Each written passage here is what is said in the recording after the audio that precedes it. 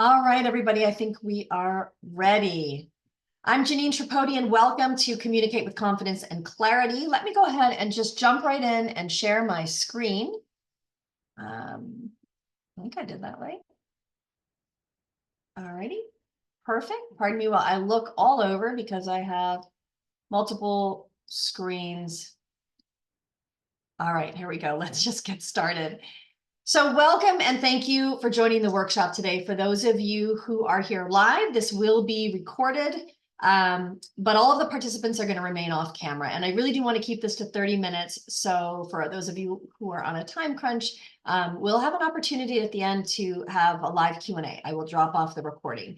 If you're watching this on the replay, welcome. I'm so happy that you're listening. And if you've got any questions, just reach out. You can reach me at hello@JanineTripodi.com or through any social media. So today we're discussing how to communicate with confidence and clarity with all of your communications, family, kids, exes, colleagues, and even strangers. But I want to start real quick about telling you a little bit about myself. So I'm a Boston-born, Arizona-based speaker, author, certified transitional life coach, Karuna Reiki master, and a certified hypnotist. I've been working with women to help them live more joyful and intentional lives for over a decade. I'm the author of When Shit Goes Sideways, which is my 7 secrets to survive life change and loss. I also offer a program to teach women to pivot with intention after divorce, life change, and loss so that they feel more empowered and decisive and ultimately reclaim their joy. Today, I want to focus on helping you regain confidence, excuse me, when communicating with difficult situations. So whether it's your choice or not, life changes take strength and clarity and self-care. When you're responding from a place of clarity, you're going to feel more sure of your next steps. So today we're going to discuss getting grounded, how to get grounded and how to prepare for conversations. We're going to dive into how self-regulation and preparation before communication helps you stay calm and composed in the moment, even when faced with conflict. Pardon me, allergies are insane. Next is less is more. And we're going to talk about strategies to disengage gracefully. We'll talk about refocusing on yourself and using powerful language. And at the end, I'm going to set you up with some handouts and other free stuff. Excuse me. Wow. All right. So step 1, let's talk about your stress response and its impact on the communication that you have, right? Stress response is known as fight or flight. It's a physiological reaction that occurs in response to perceived threats or challenges. When we encounter a stressful situation, our bodies release stress hormones like adrenaline and cortisol, and this response can significantly impact communication by disrupting not just the physiological, but also the emotional and the cognitive processes.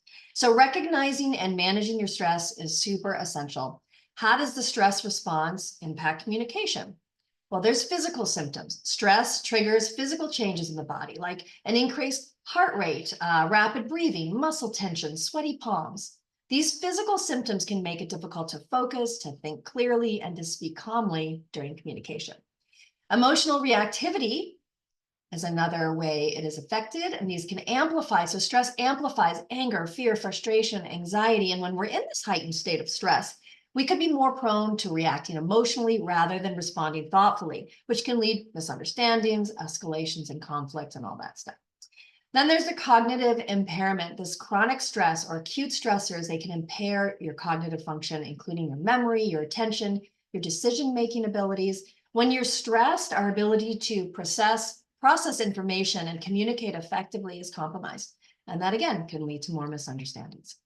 And then finally, the negative communication patterns. So in stressful situations, individuals can resort to negative communication patterns like blaming and criticizing, withdrawing.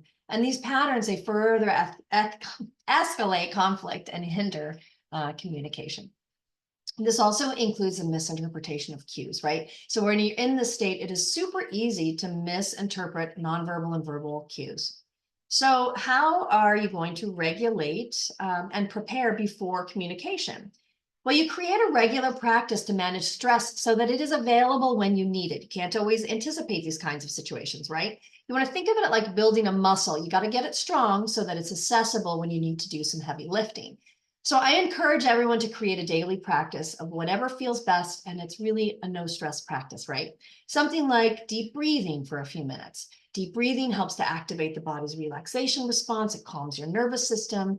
Practice deep breathing by taking deep breaths in through your nose and exhaling through your mouth. I have a favorite one, which is actually 2 sharp inhales and a slow exhale.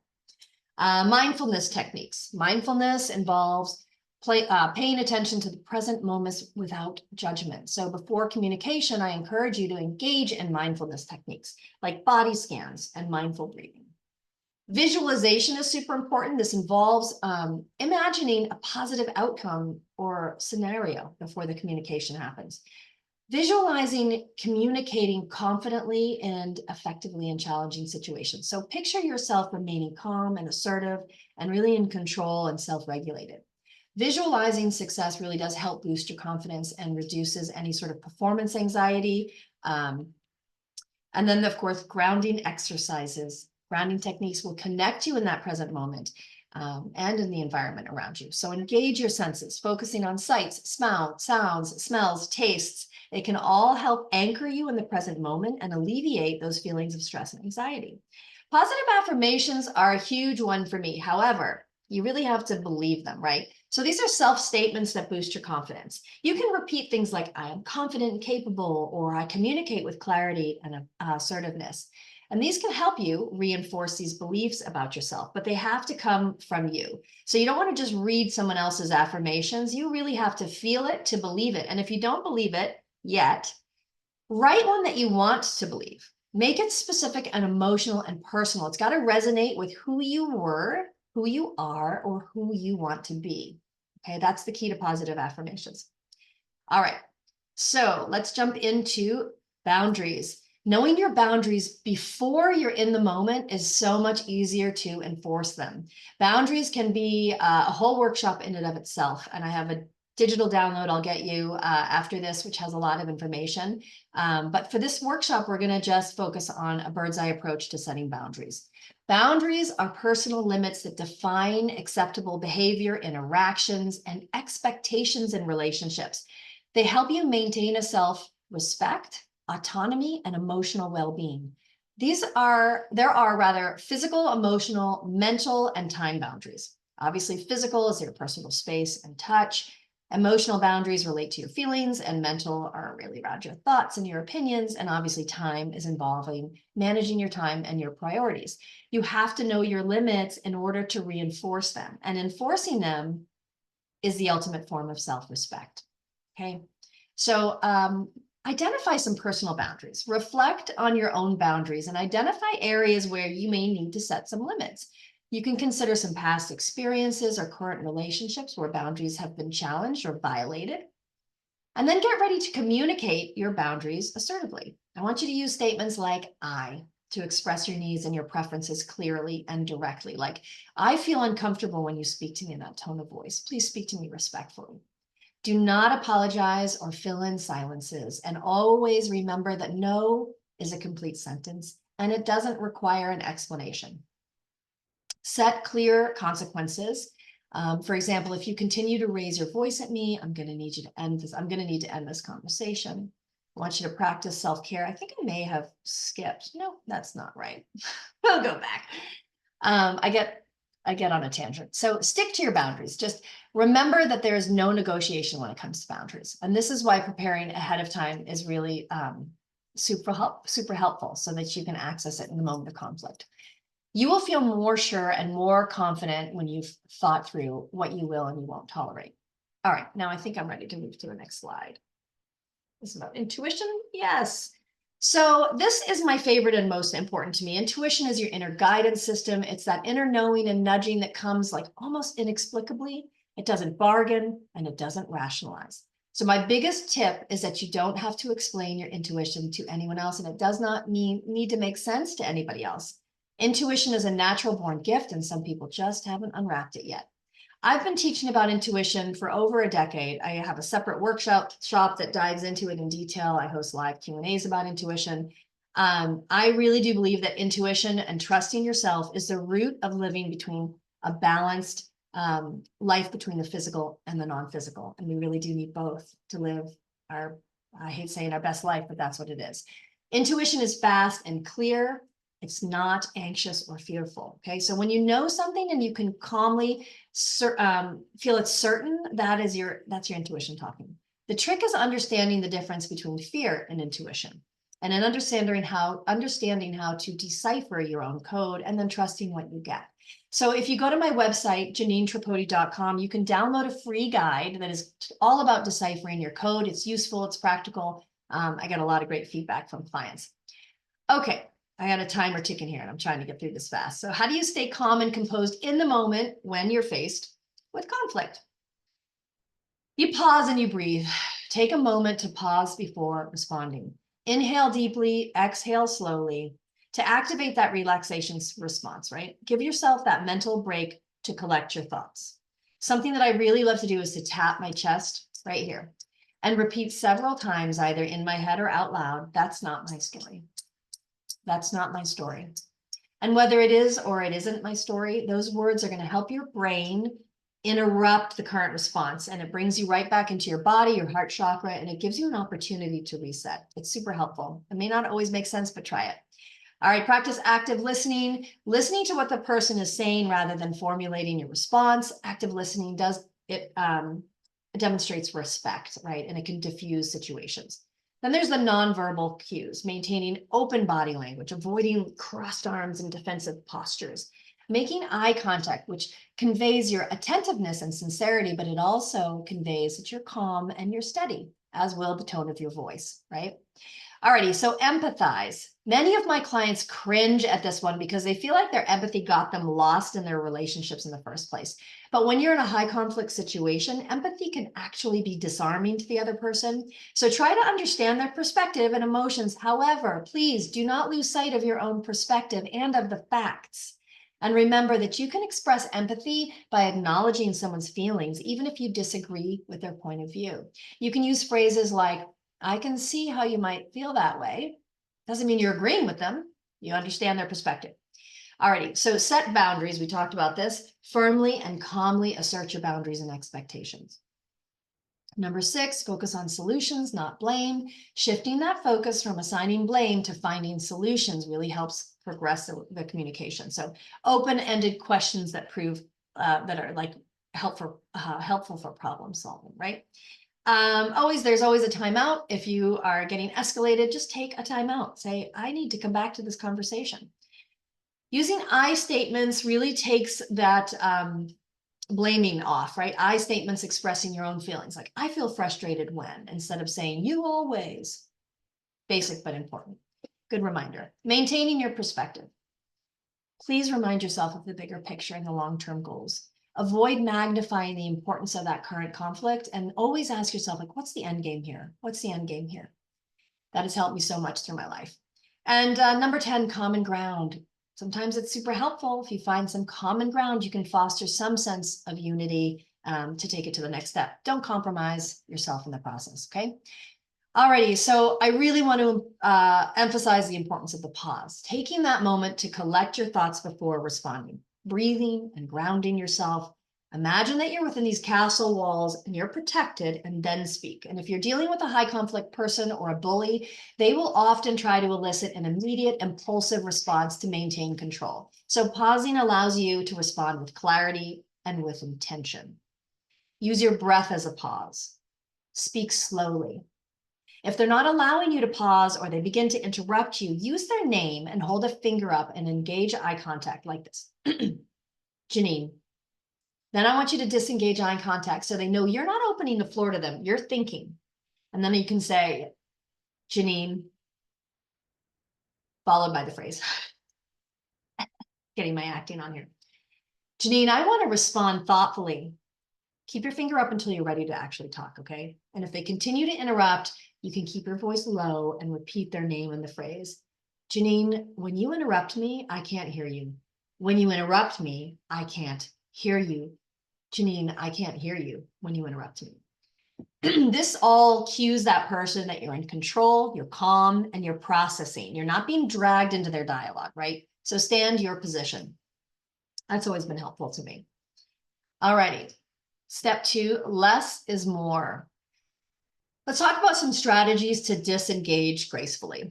So in high conflict situations, there is this real urge to engage and to defend yourself, and it can be really strong. However, not every disagreement or even communication requires a response, especially if it's going to escalate the tension and lead to unproductive arguments. So choosing not to engage can be a powerful strategy for diffusing conflict and maintaining your self-well-being. But strategies for disengaging gracefully can involve maintaining composure, asserting your boundaries, redirecting the conversation towards a constructive dialogue. When you find yourself in these situations, you need to disengage gracefully. I want you to try these things. First, remember that prep work we talked about. Stay calm and centered. It's really the heart of why I want you to do that, that prep work and get a routine. So it's really an automatic response. When you maintain control over your emotions, you're going to avoid those reactive responses. When you practice it regularly outside of conflict, it's easy to jump right back into that state like a muscle memory, right? So acknowledge your emotions. You can validate the other person's emotions and feelings without agreeing with them. We talked about that. I hear what you're saying. It sounds like you're frustrated. And then you can use that to move to the next piece. Using non-defensive language, neutral and non-inflammatory language de-escalates situations. So keep that in mind, right? What's the end game? Avoid words like always. Don't drudge up historical arguments. You are in the here and now, and your goal and objective is to stay here and not get pulled back into past responses or reactions. Expressing your need for time and space. If your emotions are running high and a resolution is unlikely, just take a break, right? Suggest revisiting the conversation at a later date when you're both more calm. Assert your boundaries by clearly communicating what you're willing and unwilling to accept in the conversation. You can look for areas of shared interest so that you can create that foundation for constructive dialogue. But finally, know when to walk away. Sometimes the most graceful response is to disengage entirely from the conflict or situation. If it's unproductive, if it's harmful, if it's, if it's beating you down, just walk away, but do it calmly and say, we're going to come back to this when we have a minute. We're both calm. Alrighty, so less is more. This is a hard one to hear, but letting go of the need to be right or seeking apologies is sometimes the best choice for preserving your own mental health and well-being. High conflict individuals, they thrive on conflict, and they might escalate arguments to maintain control or dominance. So insisting on being right or seeking apologies, that could just fuel their need for power and validation, leading to further confrontation and manipulation. So let go of your need of acknowledgement. It's going to free you of that bind that's holding you in the conflict. You do not have to condone to forgive. You do not have to agree to resolve. You don't have to hear an apology to heal. And you don't need them to listen for you to exercise your voice. So forgiveness, resolve, and healing, those are all an inside job. And you'll know that you're down the path of healing when you no longer need to be validated by the same person who hurt you. So remember, when you're to the point of knowing with certainty what the reality is and what you will and won't accept, the other person's apology or validation isn't even needed because it's not about them anymore. They're not the ones changing, you are. Another favorite of mine is silence is loud. When dealing with people who look for hooks to draw you back in or to blame you or to try to re-engage you or accuse you so that you'll defend yourself, the fewer and most unemotional words work best. It leaves nothing on the table for them to pick up. So focus on the end goal and leave the little battles on the battlefield, right? All righty, let's talk about powerful language. Refocusing on yourself, your personal values, your needs, and your goals. It breeds authenticity and clarity and empowerment. And that does show up in your words and in your demeanor. It's from this place that you're more easily and able to maintain your composure and to communicate with respect and calm. These are crucial when you're de-escalating conflicts and when you're representing yourself in a high stress situation. So when you understand, again, I've repeated this, but when you understand your own values and needs, those qualities, they naturally come out in your communication. When you recognize and you prioritize your goals, your end game, you're going to empower yourself more to navigate those conversations with purpose and with clarity and with confidence. So get clear on who you are, your values, your needs, your goals. You can do this by journaling. and start with how you want to feel. We are trained to define ourselves by these external expectations, these experiences that we have, social norms. I want you to ditch that thinking for this exercise and tap into your feelings. What feels good? Start with your values. It feels good when I'm honest and other people are honest with me. Okay, that's honesty. That's a value. I feel best when I allow myself to be present for my friend going through a life experience. Sounds like compassion. I'm happy when I can be a great role model for my children. That sounds like integrity, right? So then journal what your needs are. I need to feel loved and respected, to feel cared for, to feel powerful, intelligent, to feel free. Then I want you to journal your goals about how you're going to get those, right? So I will focus on myself and self-care. I will develop stronger relationships with my inner circle. I'll be financially independent. I will be emotionally independent. I'll get a new job or a raise, or maybe it's starting a new hobby. It's an ongoing process, this journaling process. I want you to update it anytime you want. I know I ran through that really quick, but it's super important to start with you. Start with how you want to feel. So you're ready now to use your powerful language and your confidence in these communications. You could say things like choosing your words, like, I understand your concerns. I believe that we can find a solution that works for both of us. I value our relationship and I want to address this issue respectfully. If you continue to behave like X, I will remove myself from the room. Okay, so all of those things will really work together. Just understand your why and what your values are first. Okie dokie, know yourself, focus on yourself, and start there. Whether you're communicating with your ex, whether you're talking with your kids, communicating with confidence is what you need, right? And you have to know yourself first. Focusing on yourself first, starting there, super, super important. I've got some downloadable worksheets. They're right here. I will send you an email that will connect you to them, and you'll also be able to go to a link, JanineTripodi.com/communicate. You can download them from there. These cover boundaries in more detail. There's a high conflict checklist, grounding techniques, and several worksheets with language that you can use to help you get started. There's something for everybody, and I do provide a lot, but a lot of people like that, and some people don't.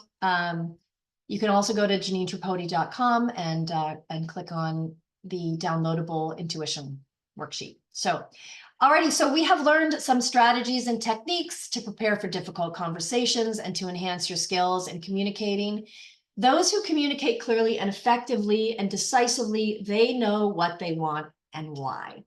The problem is most of us don't really know this. We've been conditioned to want what we're told to want. We accommodate in our relationships, and our desires and our dreams, they can become really muddy. So this is especially true after divorce, life change, loss, and perimenopause. I know this because I have been there, and for most of my clients, they've experienced a combination of these two. I've developed a program that helps women pivot with intention after transitions like these. The Bird's Eye Blueprint is an ideal place to start. It's really an effective way to identify the areas of your life where you're feeling stuck or disconnected and lost.